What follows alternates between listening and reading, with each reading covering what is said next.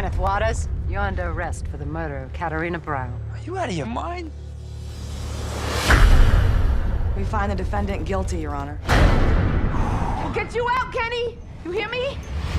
Hi there, I'm Matt Grobar, and welcome back to another episode of CalTV at the Movies.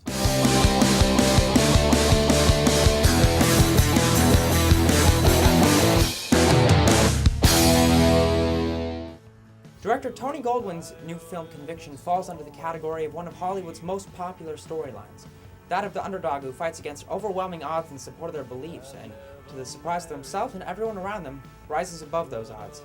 It's the sort of story that would feel cliché and pointless without the knowledge that every bit of it is true. Conviction is a title that resonates on multiple levels.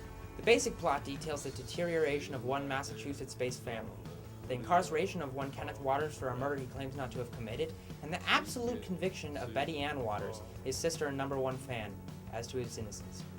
Though the odds are stacked against Kenny in a time before DNA testing when police corruption runs rampant, Betty Ann pursues her brother's freedom through thick and thin.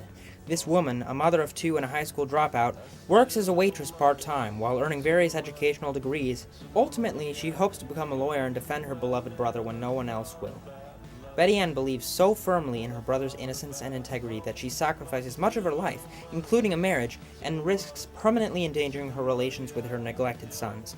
Setback after setback occurs in the almost 20 years after the indictment, including lost evidence and the lies of others. Other all-star performances come from Minnie Driver as Abra, a fellow middle-aged law student and friend of Betty Ann who helps her crack the case, as well as the always surprising Juliette Lewis.